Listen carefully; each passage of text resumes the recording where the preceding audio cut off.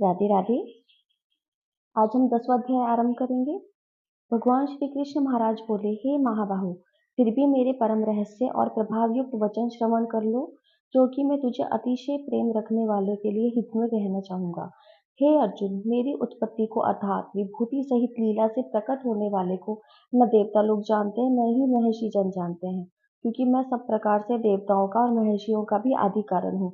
जो मेरे को अजन्मा अर्थात वास्तव में जन्म रहित और अनादि और लोगों का महान ईश्वर तत्व से जानता है, वह मनुष्यों में ज्ञानवान पुरुष संपूर्ण पापों से मुक्त हो जाता है। हे अर्जुन, निश्चय करने वाले की शक्ति और तत्वज्ञान और अमूर्ता और क्षमा, सत्य, इंद्रियों का वश में करना और मन का निग्रह तथा सुख और दुख, उत्पत्ति और प्रलय और भय अभय तथा अहिंसा, समता, संतोष, तप, दान, कीर्ति, अपकीर्ति, ऐसे ये प्राणियों के नाना प्रकार के भाव मेरे से ही होते हैं।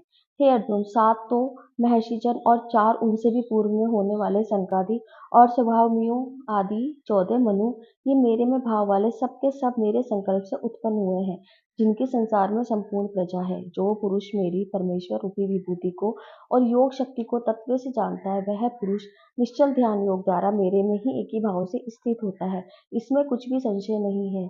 मैं वासुदेव ही संपूर्ण जगत का उत्पत्ति का कारण हूँ और मेरे से ही जगत का चेष्टा करता है। इस प्रकार तत्व से समझकर श्रद्धा और भक्ति से युक्त हुए बुद्धिमान भक्तजन मुझ परमेश्वर को ही निरंतर भजते हैं।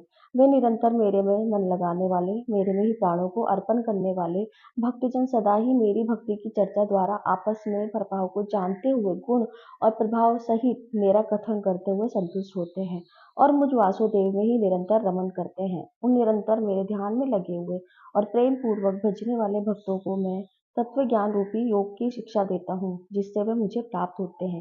हे अर्जुन, उनके कहे ऊपर अनुसार अनुग्रह ही मैं स्वयं उनके अंतःकरण में एक ही भाव से उत्पन्न हुआ। इस प्रकार भगवान के वचनों को सुनकर अर्जुन बोले, हे भगवान, आप परब्रह्म और परम धाम परम पवित्र हैं, क्योंकि आपको सब ऋषिजन सनातन पुरुष और देवों का भी आदिदेव, अजन्मा और सर्वव्यापी कहते हैं। वैसे ही देवर्षि नारद और असित देवल ऋषि तथा महर्षि व्यास और स्वयं आप भी प्रति कहते हैं। हे केशव, जो कुछ भी मेरे प्रति आप कहते हैं, इस समस्त को मैं सत्य मानता हूँ।